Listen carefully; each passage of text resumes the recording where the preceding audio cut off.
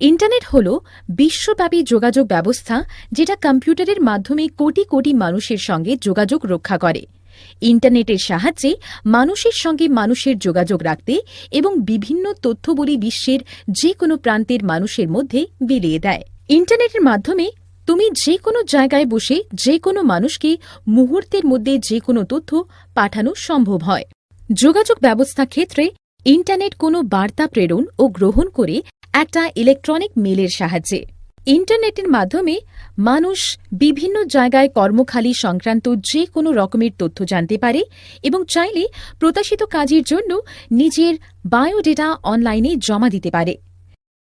বিভিন্ন বই এবং পড়াশোনার সমস্ত জিনিস আমরা খুব সহজেই ইন্টারনেটের মাধ্যমে পেয়ে থাকি। অত্যাধুনিক বিশ্বকোষ সম্পর্কে তথ্যগুলো আমরা অনলাইন পেয়ে থাকি। শরীর এবং বিভিন্ন ওষুধপত্র সম্বন্ধে বিভিন্ন রকমের তথ্য ও দিয়ে থাকে ইন্টারনেট। মানুষ এখান থেকে বিভিন্ন রকমের রোগের সম্বন্ধে জানতে পারে এবং সাহায্য নিতে পারে। কেউ কেউ এই ইন্টারনেটের মাধ্যমে বিভিন্ন বেড়ানোর জায়গা সম্বন্ধে জানতে পারে। এটার মাধ্যমে ছুটিতে ঘুরতে যাওয়ার জন্য হোটেল, ট্রেন এবং বিমানে টিকিট বুকিং করা যায়। আমরা কিভাবে আমাদের কম্পিউটারে ইন্টারনেট পরিষেবা পেতে পারি? ইন্টারনেট কানেকশনের জন্য দরকার পড়বে কিছু ডিভাইসের এবং নেটওয়ার্ক সার্ভিস প্রোভাইডারের। এইভাবে ইন্টারনেট কানেকশন করা যায়। Dial up connection, integrative services of digital network, direct internet access, digital subscriber line. Dial up connection. Dial up connection ব্যবহৃত হয় টেলিফোন লাইনের মাধ্যমে ইন্টারনেট কানেকশনের জন্য। কম্পিউটার ব্যবহার করতে মোডেম লাগে এবং সেটাকে চালু রাখতে টেলিফোন কানেকশনের দরকার হয়। একটা ফোন কল করতে হয় ইন্টারনেট পরিষেবা প্রদানকারীকে মোডেমের মাধ্যমে এবং সেই ডায়াল আপ কানেকশন ব্যবহার করতে টেলিফোন লাইনের দরকার হয়। এটাই হল ইন্টারনেট চালু করার প্রথম পদক্ষেপ। Integrated services digital network, ISDN। ISDN dial up কানেকশনের মতোই, কিন্তু এর কানেকশন পাওয়া যায় শুধুমাত্র ডিজিটাল ফোনের মাধ্যমে, যে ফোনে ইন্টারনেট থাকবে। এর জন্য দরকার বাহিরাগত একটি মডেম। ISDN হল একটি বিরাট ডিজিটাল ট্রান্সমিশন সার্ভিস টেলিফোন জগতের ক্ষেত্রে। এর সাহায্যে অনেক বেশি পরিমাণে তথ্য কয়েক মুহূর্তের মধ্যে পাঠানো সম্ভব হয়। সরাসরি ইন্টারনেট অ্যাক্সেস। সরাসরি ইন্টারনেট কানেকশনের জন্য ডায়ালিং বা অন্যান্য ইন্টারনেট কানেকশনের দরকার পড়ে না। এটা আমাদের স্থিতিশীল ব্যান্ডউইথ কানেকশন দিয়ে থাকে এবং এটা সত্যি যে এমন কানেকশন এই রকম প্ল্যাটফর্ম দাঁড়িয়ে গ্যারান্টি সহকারে অন্য কেউ দিতে পারে না। Digital subscriber line, DSL। DSL অথবা ব্রডব্যান্ড হল একটি দ্রুত গতিশীল ইন্টারনেট পরিষেবা। DSL প্রযুক্তি ইন্টারনেট এবং টেলিফোন উভয় সার্ভিস একসঙ্গে দিয়ে থাকে, যাতে গ্রাহক একটা মাত্র কানেকশন নেয় এবং দুটো একসঙ্গে চলার সময় ভয়েস অথবা ইন্টারনেট কানেকশন বিচ্ছিন্ন হয় না। DSL ইন্টারনেট সার্ভিস, যেটা সাধারণত বাড়িতে এবং ছোট ব্যবসার কাজে লাগে। ইন্টারনেট অ্যাক্সেসের জন্য সাধারণত তিনটে উপাদান তোমাদের কম্পিউটারে থাকতে হবে, যথা মোডেম, ইন্টারনেট সার্ভিসেস প্রোভাইডার আর ব্রাউজার। মডেম হল এমন একটা ডিভাইস যা কম্পিউটারকে তথ্য প্রেরণ ও গ্রহণ করতে সাহায্য করে। এটা হল এমন একটা ডিভাইস যা কম্পিউটারকে ইন্টারনেটের সঙ্গে যুক্ত করতে সাহায্য করে। ইন্টারনেট সার্ভিস প্রোভাইডার বা ISPL হল একটা কোম্পানি যা ইন্টারনেট চালু করতে সাহায্য করে। ব্রাউজার হল এক প্রকার সফটওয়্যার যা ইন্টারনেট তথ্যকে ন্যাভিগেট করে এবং উদ্ধারও করে। কিছু বিখ্যাত ও প্রচলিত ইন্টারনেট ব্রাউজার হল internet explorer, Mozilla Firefox, Google এবং সাফারি। তোমরা ইন্টারনেট কানেক্ট করতে পারো তারের ব্যবহার করে এবং তারবিহীন টেকনোলজির সাহায্যে। একটা কম্পিউটার তখনই তারবিহীন ইন্টারনেট কানেকশন নেবে যখন তাতে ওয়াইফাই থাকবে। এই ওয়াইফাই কার্ড কম্পিউটার এবং নেটওয়ার্কের সঙ্গে একটা তারবিহীন যোগসূত্র গঠন করে। আমার কিছু বন্ধুদের মোবাইল ফোনের মধ্যে ইন্টারনেট সুবিধা আছে। কিভাবে কেউ মোবাইল ফোনে ইন্টারনেট পেতে পারে? যদি মোবাইল ফোনে ইন্টারনেট কানেকশন আনতে হয়, তাহলে সেই মোবাইল ফোনে কিছু জিনিসের দরকার হবে।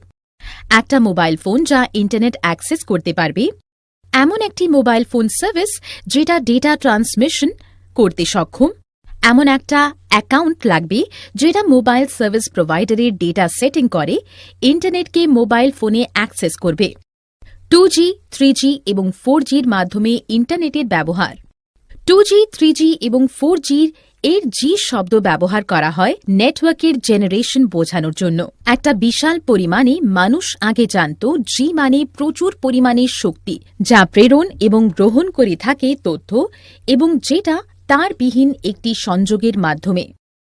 2G নেটওয়ার্ক সাধারণত ছিল খুবই ছোট এবং ডিজিটাল নেটওয়ার্কের জন্য সিগন্যালগুলো ট্রান্সমিটেড হয়ে যাচ্ছিল ডিজিটাল ফরম্যাটে এবং ফোনের মান এবং ডেটা ট্রান্সমিশনের মান কেউ উচ্চতম মানের করে তোলে। 3G জেনারেশন মোবাইল নেটওয়ার্কের বর্তমান বেশি পরিমাণ বিখ্যাত এবং এটা তৈরি করা হয়েছিল সেই সমস্ত মানুষদের জন্য যারা ইন্টারনেট ব্যবহার করে থাকে মোবাইল এবং ট্যাবলেটে। 3G কানেকশনের ক্ষেত্রে ডেটা ট্রান্সমিশনের রেঞ্জ হয় 384 kbps থেকে 2 mbps এর মধ্যবর্তী এবং ভিডিও কলিং, বিভিন্ন file, internet, online TV, high definition যুক্ত ভিডিও, বিভিন্ন রকমের খেলা এবং আরও অনেক কিছু করা যায়।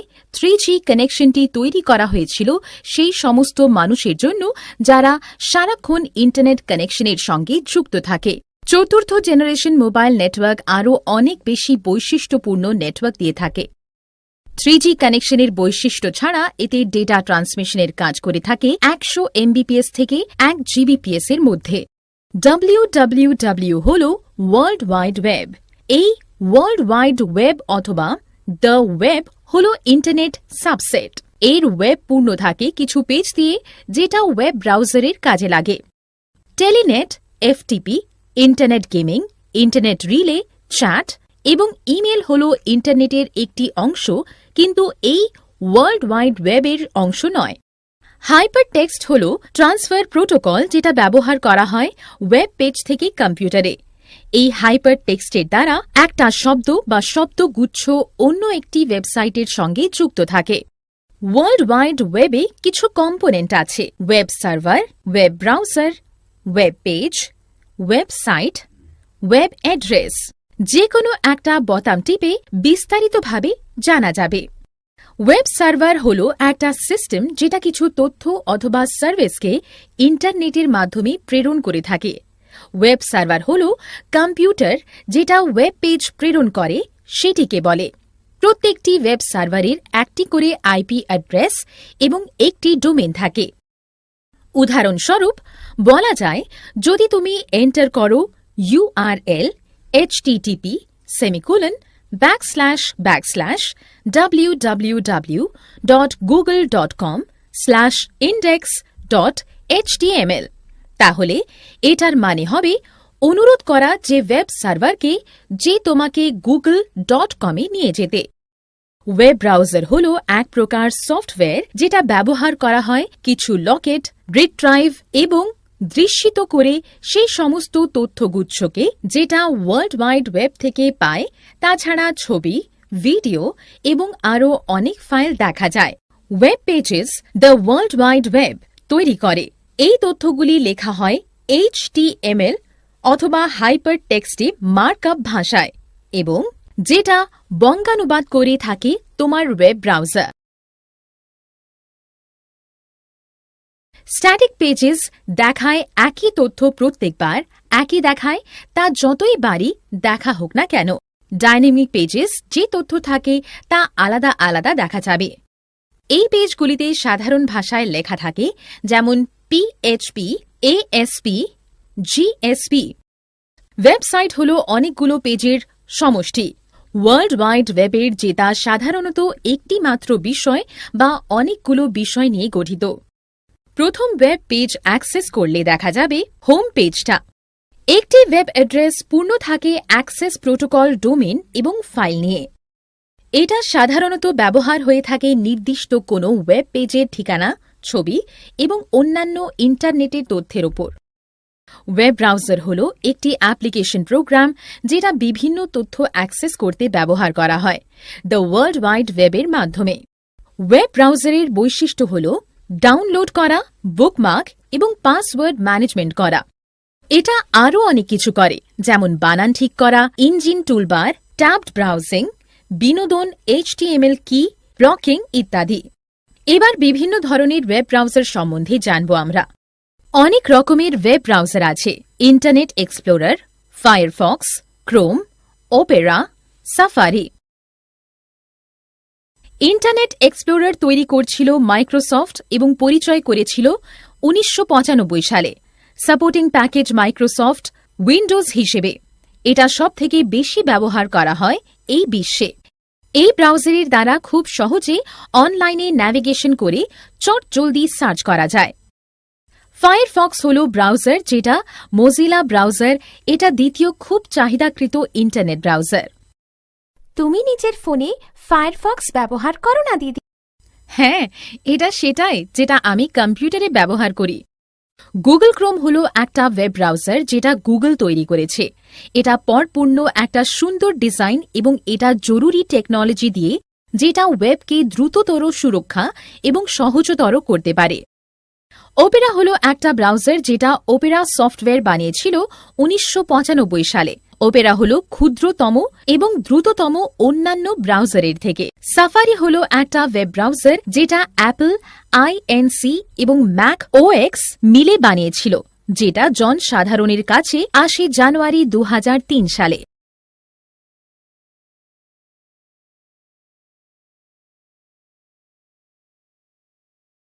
দিদি, এবার আমায় দেখাও কিভাবে ওয়েব ব্রাউজার খুলতে হবে। নিশ্চয় রোহন, শুধু আমার বলে যাওয়া পদক্ষেপ মেনে চললেও ওয়েব ব্রাউজার খোলা যাবে। প্রথমে স্টার্ট বোতামটাতে ক্লিক করতে হবে।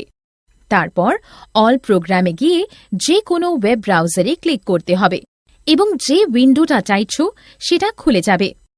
সাধারণত ওয়েব ব্রাউজার বিভক্ত হয়েছে নিম্নলিখিতভাবে: টাইটেল বার দৃশ্যিত করে ওয়েব পেজের নামে এবং ওয়েব ব্রাউজার।